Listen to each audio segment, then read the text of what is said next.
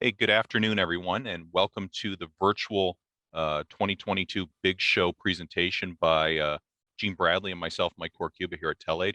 We're part of the sales leadership team here at Telaid, and what we wanted to do was share the Telaid story so that you could envision how we can help you accelerate your technology adoptions. With that, Gene, we can go over to the next slide. As part of this decision, we looked at the dramatic rise in the Omicron variant, and we felt it was our responsibility to postpone participation in NRF 2022. We made that decision because we wanted to protect the health and safety of our employees, partners, and customers, and the community at large. We're proud to offer this virtual session as an alternative and give you a way to connect with retailers and other stakeholders. We're going to be recording this, and we ask that if there are any questions, you use the chat feature, and we'll address those questions toward the end of the presentation. With that, I'm going to turn it over to Gene Bradley, Senior Vice President of Sales here at Telaid. Thanks, Gene. Thanks, Mike. I really appreciate the time here today. I want to thank everybody that came to listen, and I hope we can learn something together. This entire PowerPoint is not that long. We're going to kind of work through the beginnings of introducing you to who Telaid is, and then kind of focus in on some areas where we're making some investments and where we see the market going. So Telaid is a North American integrator with 40 years of experience and best practices. We have 6 offices nationwide that house our shared services, our PMO, and all of our call centers are in these facilities. The daytime is typically in our corporate area, and then we have our largest facilities in Norcross, Georgia, and there is where we pick up the second and third shift for call center and that kind of thing. I'm going to go into Norcross a little bit more further on in the presentation. We serve multi-site clients, and I think that's the best way to put it. I know this is a retail crowd, but we serve multi-site clients, but in the verticals of retail, grocery, quick serve restaurants, logistics, and finance. We got our start in finance. We're going to talk about that a little bit more in a minute. I think Mike will, but and then healthcare, what we call retail healthcare. Yeah, Gene, I'll take that cue from you. We got our start 40 years ago, actually 41 years now, and we were a manufacturer of something called Hoot and Holler. Hoot and Holler is a squawk box that was placed on traders' desks all throughout the nation. And as you can imagine, rolling out technology like that across the nation presented challenges. So we quickly adopted ourselves not only as a manufacturer, but as an integrator. And those lessons learned carry over to our business today. Back to you, Gene. Thanks. So we are a data-driven company. And the upper right-hand portion of this slide is where you see some numbers there. And I'd like to try to kind of explain those a little bit. Our operations teams in the PMO, as well as service, they track metrics, and we use those metrics to understand our success and failures. These can be specific to a customer or just a group of metrics that we track just to make sure that we're delivering what we promised on. We maintain really high success rates in the first visit resolution and SLA level attainment, as you see here on the slide. One of the biggest questions I get when I'm on this slide is about our field forces. So our field forces are deliberately, split up. Some of our field forces are our own direct employees, which we call QCs. The other part of them are a partner base and a database that we have massaged for years and years and years. So the QCs basically do training. They're working technicians. There's about 75 of these technicians right now throughout North America. But we also, use the partners, and they partner up with them and check to make sure that their work is good. They QC their work. They do training for our partners, hands-on, and that kind of thing. So we invest a lot in our direct technicians because they really drive the outcome that we get throughout our entire enterprise and with our partners out in the field. In that partner database, there's over 1,000 different smaller companies, which equate to around several thousand individual technicians. So our capacity is high, and that's what the bottom part of this slide is talking about. If you look at some of these projects, It's just there to let kind of level of capacity, the diverseness of what we can deliver across all these different verticals, whether it's grocery or retail or whatever it might be. We can handle the big jobs and we can get it done. And we're going to go into how we actually get that done in the next few slides. Yeah, and Gene, I'll add that we have 6 offices throughout the U.S., which gives us very good coverage in each and every time zone. So when you're looking for that scale and the ability to deliver nationwide across North America, in fact, that's why we positioned those offices where we did. Perfect. Thank you, Mike. So we are a North American integrator, but we provide complete lifecycle site service programs for our clients. If you look at this wheel, this kind of like is the lifecycle wheel, and the top part of that is design. So we can design and plan, and we offer a group of engineers, CAD operators, and manufacturers partners to design systems. Most of these all these systems are really dedicated on a shared vision between us and our clients. That professional services group creates packages that are used in some cases for clients to create bid packages and bid processes with other competitors of our own. But either way, in some cases, we do this as a value add if we're doing the work and we're going to be working together as partners all the way through the lifecycle process, or we get hired just to actually create that and design those systems for customers, so they can send it out and get the best price in the marketplace for what they're working on. We can also design. After design, we can procure the hardware and the components and asset track that device from our warehouse to your store. It's important that I kind of take this in an order of how we provide these things. So we've procured it. Now we're going to stage and configure it. We're going to do logistics and asset handling. Staging and configure those devices and then deploying them. And after the deployment, we offer a complete set of day 2 services. So we're going to talk a little bit more about day 2 services in detail as we get further through this PowerPoint. And of course, there are different end of usefulness disposal options that we provide all the way up to certified destruction. So as you can see, as we started with a concept and all the way around to, hey, that device has got to come off site. It's not doing the job that I need to do anymore. Hey, Telaid, can you take care of this and make sure that this either gets recycled or destroyed, and give me certifications for that kind of thing. Yeah, Gene, to that point, that's probably one of the fastest areas of growth, considering all the PCI compliance and data integrity issues that are occurring in the marketplace. We find that disposal and that recycling program is another layer of indemnification that we can provide to our clients. Right. And now, usually when I get to this point, one of the first questions is, and everybody gets ahead of me and they go, okay, what technology are we talking about? Well, as you can see on this particular slide, it is diverse. But I like to say it's anything in your 4 walls with an IP address, but as you can see, it's very diverse. But if you drill down to any one of these technologies that are around this wheel, you're going to find that full life cycle of solutions. So let me just give you an example. So security will include CCTV, access control, and intrusion. And we have engineers on staff that can design all these systems and even integrate them with each other to create very specialized solutions that solve customers' problems. And I think Mike's got a good story about one of those.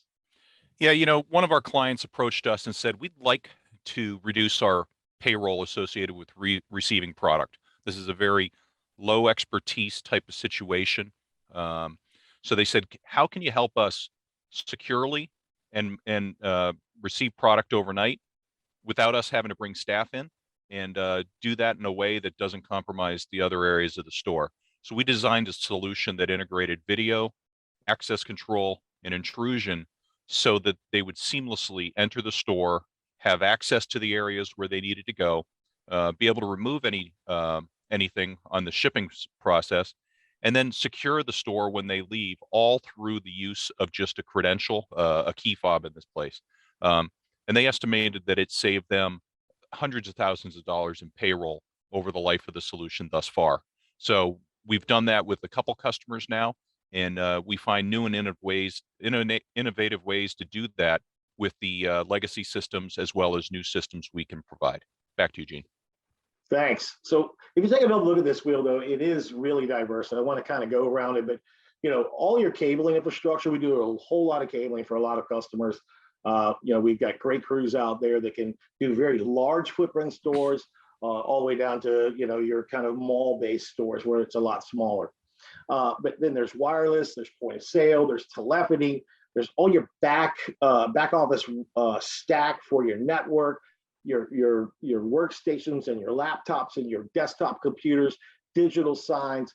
So as you can see in audio systems, as you can see that we really have it all covered. And if I drilled down in each one of these, I would be able to kind of talk you through, exactly how we handle every one of those for that full life cycle of services. With that being said, at the top of this circle, there's retail automation, and that's kind of a new focus and where we're kind of making investments. We're going to talk a little bit more about it later, but retail automation is another very interesting focus for us. Over the last couple of years, COVID has driven a lot in this space. I have another slide, like I said, later on, that we're going to go into a little bit more deeply, but we're making great progress in that area. Yeah, Gene, when you think about it, COVID really forced the retailers to rethink how they're going to deliver products to the consumer. Retail automation's been a huge portion of that, and then how we integrate it with the other systems to create a seamless environment for the customer and the employees. Back to you. Really, it's really true. So one of our owners loves to say that we don't make anything, and we are defined by the services that we provide to our customers. And he's not wrong, because that's who we are. As I mentioned earlier in our professional services, so on the upper part of this circle on the blue side, as I mentioned earlier, those professional services are being part of the life cycle offering and design and engineering and procurement. We offer these services, again, value add, or we sell these services where we create these packages for bid processes. As we work through the designs and solutions, we can add on all the managed services down below, the darker blue, as part of the solution. And we have other solutions that are complete. I'm going to go into that even more detail later, but these designs, we can add NOC monitoring to cloud-based offerings. Some of the cloud-based offerings that we're talking about are, all from our security, where you might want to put all your images up in the cloud, from your security cameras to, voice systems where the entire, voice switch is in the cloud, and you're really using these, smartphones to actually connect to the system. Once the design is done, and then we follow up with integration and deployment. So we have, and this is where we really shine. Here is where we incorporate our best practices in asset management and wide area complex deployments. And it's one of the places where we really are known for this, and we promise that we'll deliver on time, in budget, with no surprises. And we try to make that happen every single time. And again, our success and the metrics that we track, we're in the high 90 percentile of making those things happen time and time again. Lastly, we can follow up with day two services. These are as comprehensive as you need them, and we can prioritize truck rolls at priority levels and customize just to your needs. And then follow that up with depot repair to keep your spares pool stocked up, and making sure that we have parts where every time that we need to roll a truck to replace something in your stores. We can also then couple that with preventive maintenance programs that will keep your equipment uptime at its most premium levels. And when you start to take all these services and you look at them across the entire landscape of what's in your stores, you'll see that either some of it you need, some of it you don't, or we could just put together a complete store in the box, an offering that would be very comprehensive to everything in your store and make things very easy for you and your employees. So how do we do that? So I would say that one of the centerpieces of our service program is our Technology Solutions Center in Norcross, Georgia. We call it the TSC. So if you hear TSC through the rest of this proposal, I would hope that you know what that means. The facility houses a PMO and our second and third shift help desk. and a call center. It's very large. It's around 80,000 square foot of building and space. Our warehouse and staging capacity has been sized to take on significant amounts of devices. We are using ServiceNow for asset management and to track your device through that facility and beyond. So we can actually tell you where these devices are, whether they're sitting on the shelf, whether they're moved into be configured or imaged, or if they're sitting on the dock on a pallet or in a box ready to take off. And then as they do take off in shipping, provide you with clickable tracking for your package, as well as when it's in your store and on your counter, we can tell you that as well. Yeah, Gene, one of the other things about the TSC is that we've invested in a state-of-the-art security system to protect the business down there. 70% of the equipment that we bring into the TSC is procured by our clients and shipped to us, so we can configure it, support it, ship it, and kit it out so it's ready to go. We've partnered with a couple of our partners on that security system, and it is state of the art with high degree of coverage and high degree of accuracy, which is mandated by our customers when we bring their equipment in prior to deployment. Back to you. And to add to that a little bit more, we also have areas of configuration for payment devices and warehouse holding facilities for payment devices and registers that are, we can keep the chain of command. It's very secure. It's a dual access. And then we're able to keep them in a very secure area so that PCI compliance is met around your payment devices. So there's not much, again, that goes on in your store that we're not going to be familiar with or be able to help you with. Now, if you really want to get a feel for who we are, I would recommend that you schedule a tour with one of your salespeople. If it's your first time meeting us, call me. I will give you or set you up a salesperson, or I'll personally come and give you a tour of this facility myself. You won't be disappointed. The entire facility is a showcase of our capabilities as well as our manufacturing partners' products. So there's a lot to look at when you go through there, and you get a good feel for who we are, what we're about, and how we get things done. We just kind of like one of the other owners used to says all the time, it's where the sausage is made. So I recommend that highly. Okay. So we've been making investments into products and services. These are driven through what we hear in the marketplace and from customer QBRs. One of them is here in this, and we're making investments in this. This is our program is hardware as a service, or HaaS, right? We actually call it X as a service because it doesn't matter what kind of hardware you put in there. We can build a service program around it. This is an OpEx model where we provide a full life cycle of services around a device or devices. We own it. We will keep it up and running for the term of the contract. And then at the end of the evergreen, we can either evergreen that device out or build a continued service program. There are many options. But one of the benefits is that you get to jump over the hurdle of the upfront costs. I mean, literally, you just start making a monthly payment. There is no large bill you got to pay up front to get everything deployed and out in your stores. We bear the brunt of that. There's a higher lifetime value on hardware as a service because it's predictable streams of revenue for you. You know exactly what you're going to pay. It's a monthly fee. We put it out there, so now you can budget against it, so you know what's going on. It also allows you to actually not have FOMO, because you know that there's an end coming to your contract.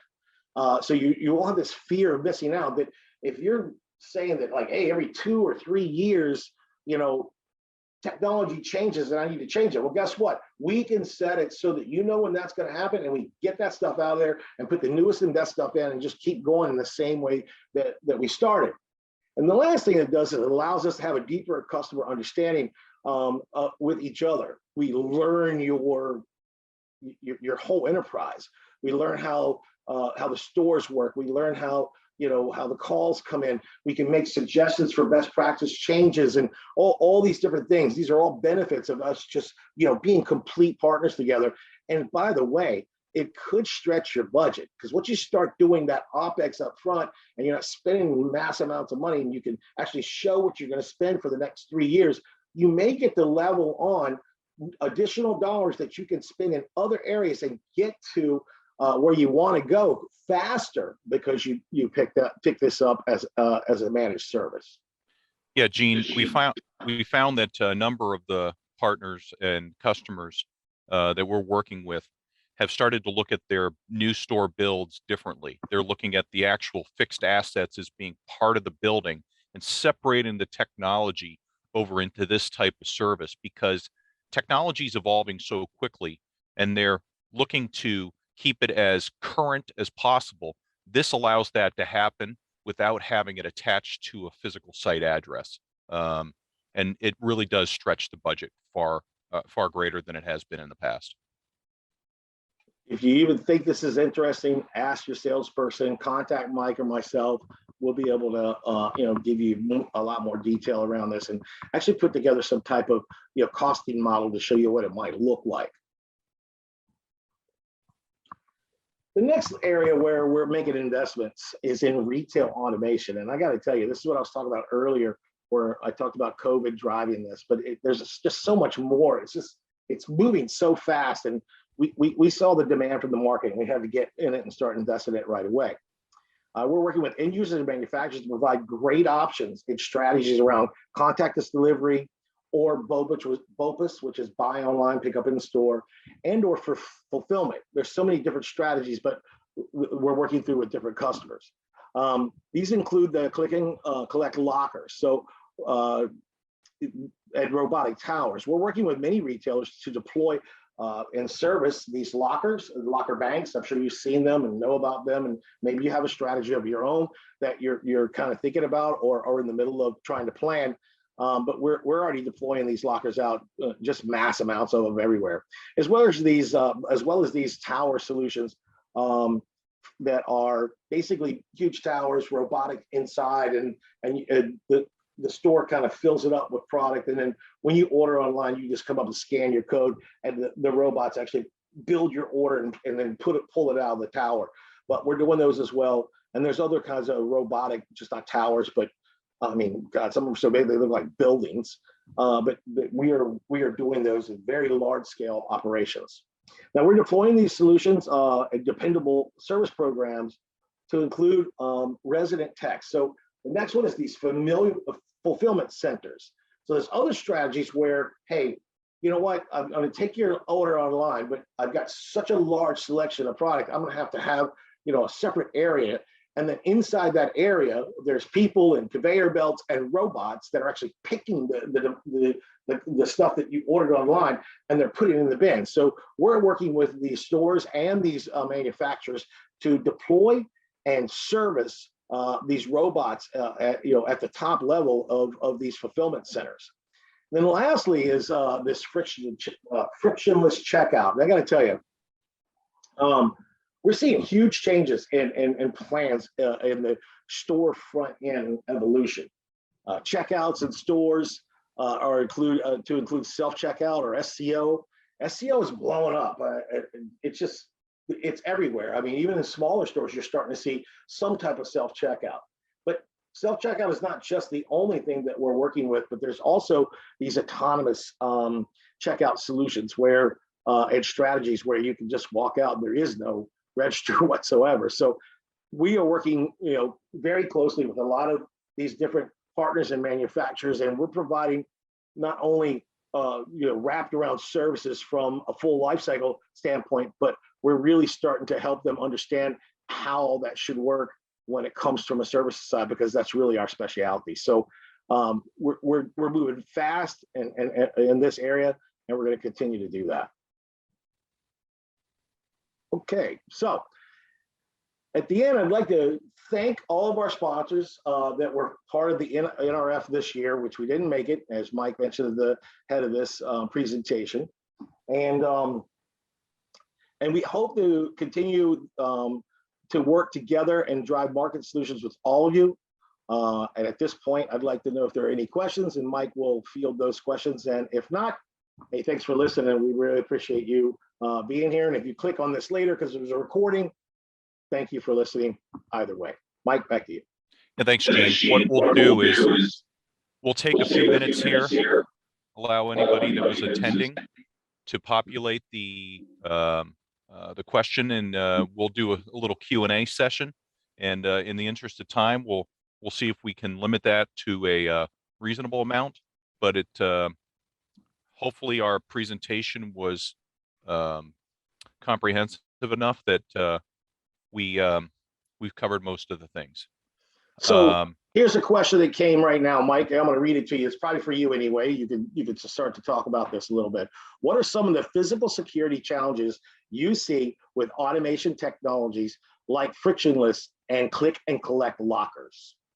It's a great question, and luckily we've been working on this for quite a while, and we've done a few other panels like this to talk about this. With COVID really creating some social distancing, it kind of accelerated the requirement to do this, and new types of payment solutions were brought into the mix, as well as new ways of automating the checkout process.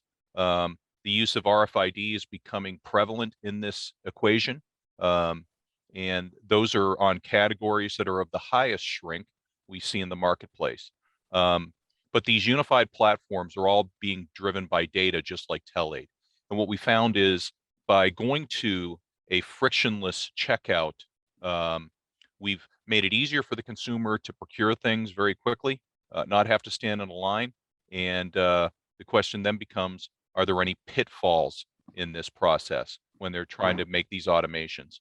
And we look at it as, if we're brought in early enough into the design and engineering process, we can kind of work through 95% of those pitfalls based on what we've learned with others, as well as what we've seen coming down the road. The biggest thing is it's transforming the design of the stores so that the design creates a pleasant environment that's both pleasant and secure for those transactions to take place. And those designs are part of just how the walls are oriented, or how the front of the store helps manage the process for the client. Gene, I've seen another question here, and I'm going to let you field this one. How do you manage quality with your field service partners? Does quality suffer when using field service partners versus a W-2 employee? So that's a great question, and I get that a lot, because there's this whole debate about, direct techs or, partners. And I believe that we are in a position where we deliberately did it the way we did it, because we believe that the partners is the best way to go. And here's why. We can hire a lot of technicians, right? And they all have different skill sets. And having the right skill set, it just doesn't make sense for us to have, say, 1,000 technicians on our staff, when we can have 1,000 partners that have, a dozen or more skill sets that are out there. So we use a system internally where we actually categorize and catalog these technicians by their skill set and their experience and their certifications. And then we take our individual QCs, and they are able to actually go out and make sure early on, as they are brought on, there's a whole vetting process that happens. So they make sure that, hey, this company says they have this particular skill set, and this one, and this one, this one. We make sure that right up front. And then we continue to work with that partner to go back and check the work that they're doing, to make sure that that the customers are getting what they paid for. Now, also too, what really makes it good is that we take on projects, and not every project or every technology is the same. Even though it's deployed across many different customers, it could be a little bit different each time, because either they all have certain things that they like, or there's a certain way that they're using it. It makes it a little bit different. So the QCs allow us to actually get that scope, and the sales brings it in. They write it up and they articulate it and write it in, and then we onboard that, and we use that QC to go out and train those partners to get those very specific things, because each customer has their own specific things they need. So that's how we actually do it, and we make sure through that onboarding process and all the way through the training process that we've got them covered in quality, and we're giving them exactly what we said we would give them during the sales process. Thanks, Gene. Sure. Great response. I think it really summed it up nicely. Looks like the questions have really stopped coming in. So with it hitting the bottom of the hour at 12:30, I want to thank everyone for joining us today. For those of you that are going to be watching this in the recorded version, feel free to reach out to either Gene Bradley or myself. We're going to be available all week, and with us not being in New York, we have the advantage of time and personalized service in those responses. So with that, I want to say thank you and Happy New Year to everyone. Thank you, guys. Take care.